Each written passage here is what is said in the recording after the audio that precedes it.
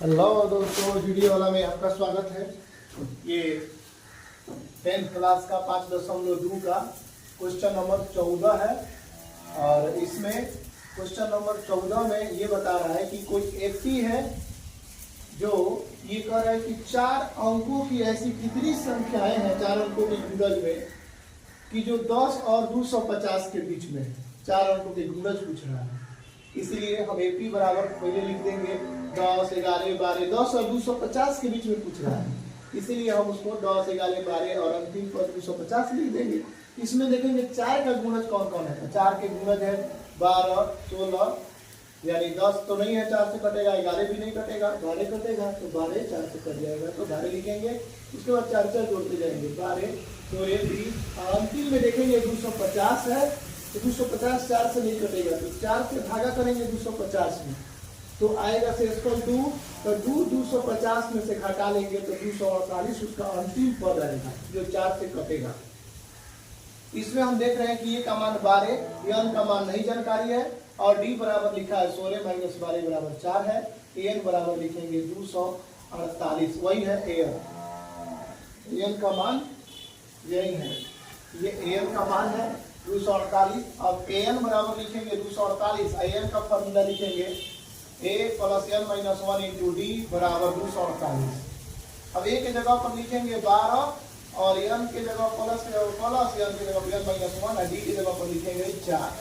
अब 12 प्लस में जो बराबर के इधर आएगा तो माइनस में हो जाएगा। 248 में 12 घटाएंगे तो 8 में से 2 घटाएंगे 6 और 4 में से घटाएंगे 3, अब बचेगा यहाँ पे 236 और 4 से इसमें गुना है तो इधर आके भागा हो जाएगा, तो 4 5 20, 3 से इसका उतरेगा तो 6 उतरेगा तो 36 हो जाएगा, 4 9 36।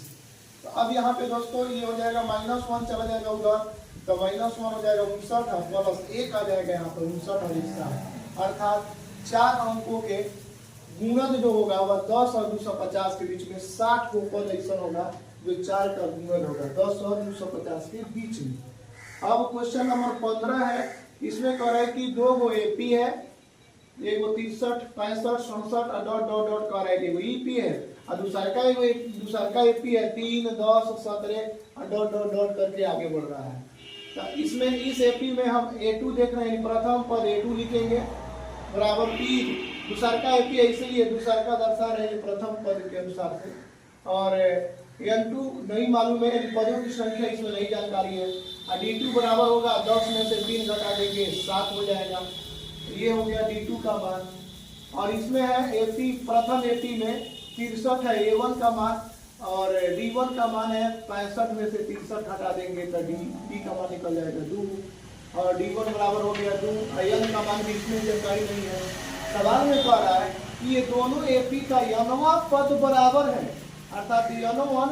और इसका n2 जो है वो दोनों बराबर है, n1 n2 दोनों बराबर है, तो बराबर की जगह n मान लेते हैं वो। उसके बाद an1 अब बराबर an2 लिख दे रहे हैं, यानी अंतिम पद जो है वह एपी का an1 और an2 nवां पद दोनों बराबर है, इसीलिए इसका nवां पद an2 होगा, इसका nवां पद an1 होगा। अब an1 an2 के जगह पर हम n मान लेते हैं, दोनों के दोनों n1 और an2 के जगह पर n मानेंगे, तो n फॉर्मूला इसका लिखेंगे a1 plus n1 minus 1 into d1 बराबर, इसके लिए लिखेंगे a2 plus n2 minus 1 into d2। अब a1 के जगह पर इसमें मान है 63 लिखेंगे, प्लस n1 के जगह पर इसका मान लिखेंगे n जो बराबर है -1 इंटू d1 के जगह पर मान है 2, तो 2 लिखेंगे, और a2 के जगह पर कितना मान है 3, तो यहाँ पर 3 लिखेंगे, n2 माइनस 1 अर्थात n माइनस 1 और d2 के जगह पर मान आया है 7। अब हम प्लस 3 है के बराबर के इधर खींचेंगे तो 63 माइनस 3 लिखेंगे, और प्लस 2n 2 से n में गुना करेंगे, 2 से n में गुना करेंगे तो 2n, और 2 से -1 में गुना करेंगे तो -2 होगा, और 3 इसको इधर भेज दिए है, और 7 से n में गुना करेंगे तो 7n, और 7 से 1 में गुना करेंगे तो -7 प्लस माइनस फिर गुना होगा -7 एकम 7। अब इसमें हम 63 में से 3 घटा देंगे 60 हो जाएगा, आई -7 जब बराबर के राइट साइड है, जब लेफ्ट साइड आएगा तो +7 हो जाएगा, आई -2 उतरेगा और 2n चला जाएगा राइट साइड में, अगर 7n माइनस 2n हो जाएगा, 5n घटेगा तो आई 60 प्लस 7 जोड़ेंगे 67 में से 2 घटाएंगे हो जाएगा 65, 5 से n में गुना है तो इधर आके हो जाएगा भागा। 5 से 65 में भागा करेंगे तो 13 पचे 65 होता है, 13 का मान आया। अब यही n का मान हमारा जो 13 पद हुआ, इसमें क्वेश्चन पूछ रहा था कौन सा पद जो है ना nवां पद दोनों बराबर है, तो n का मान कह रहा है निकालिए, तो वह n का मान निकालिए जो nवां पद दोनों बराबर है। तो 13वां पद इसका भी और 13वां पद इसका भी, दोनों ये बराबर होगा, क्योंकि ये 3 10 7 7 बढ़ते जा रहा है, ये 2 2 बढ़ते जा रहा है, तो इसका 9वां 13वां पद और इसका भी 13वां पद दोनों आपस में बराबर होगा। यही n का मान पूछ रहा था, n बराबर 13 हो जाएगा। उसको इसी तरह से वीडियो को देखने के लिए लाइक और सब्सक्राइब करें। यदि ये वीडियो समझ में आ रहा है तो अपने दोस्तों के साथ शेयर करें। Thank you.